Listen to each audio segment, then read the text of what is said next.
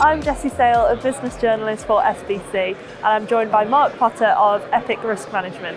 Hi Mark, how are you doing? How are you finding the events? I'm great, thanks. Event's been great. We've been here for the full day. We're here tomorrow as well. Just come off a panel now to talk about the importance of sports betting and the ecosystem in professional and elite sport, which was great. Now doing this interview, and then I guess we will spend tomorrow engaging with some of our clients and having some more conversations. Fantastic. So firstly, how important is education when it comes to tackling problem gambling? Education's really important because I think as a preventative tool, the idea that we have is if we educate and raise awareness of the risks and dangers of problem gambling, then people will become more aware of those. They will become more aware of the triggers and behaviours that lead towards that vulnerability, and hopefully we will provide the information that will allow them to either A, seek support if their behaviours start to change, or B, mitigate those harmful things that can stop them from falling off the edge of that cliff and falling into that disordered gambler sort of sector. An injury saw you starting to gamble at age 19.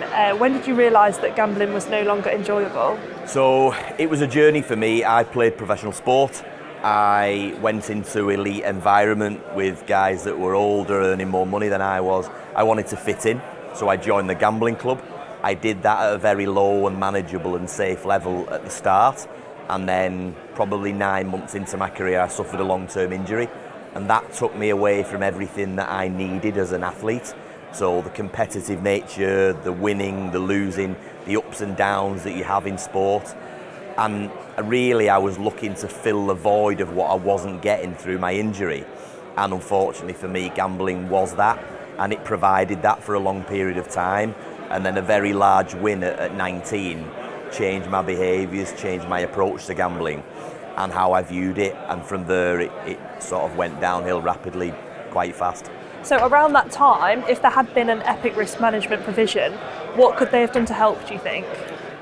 If I would have had an education and awareness session very early in my playing career, I would have at least been able to better understand what my behaviours were, identify some of those risky things, and hopefully would have been more confident to reach out and speak to either a teammate, a family member or a coach about my struggles, and that may have potentially stopped some of the really negative things from happening later on down the line. So I think that would have been really important.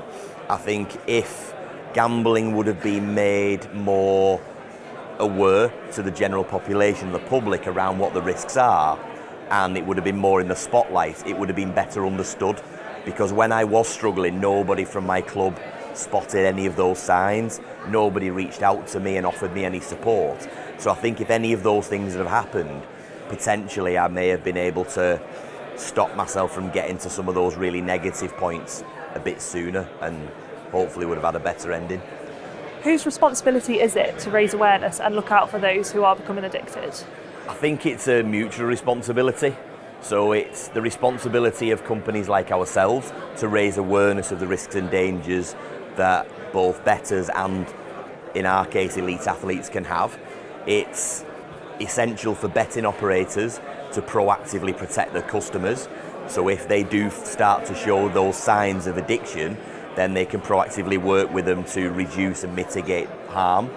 It's on regulators to set fair and responsible standards that people must adhere to. And it's also important for people like organisations such as, I guess, the Rugby Players Association, the English Football League, to recognise the need for educational pieces such as we deliver. And if everybody comes together and works towards the same goal, I think they can probably create a safe and sustainable industry where people are protected from harm, but can still enjoy the non-harmful side of gambling, and for it to be what it's supposed to be, in a fun and enjoyable activity. Thank you so much, Mark. That was really insightful. Thank you. You're welcome.